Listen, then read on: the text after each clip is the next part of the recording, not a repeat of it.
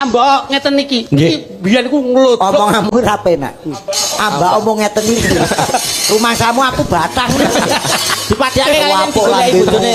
Ambak ngomong ngeten iki mang Jenengan ki tak keke dhuwur ta. Aja bukan dhuwur. Lah apa? Drupung tikus ya dhuwur. Waktu rubung tikus piye? Aku nang dhuwur tau padu ki nggae Pak Yoko. Aku tau nang dhuwur kok nang dhuwur. Dhuwur kok nang dhuwur.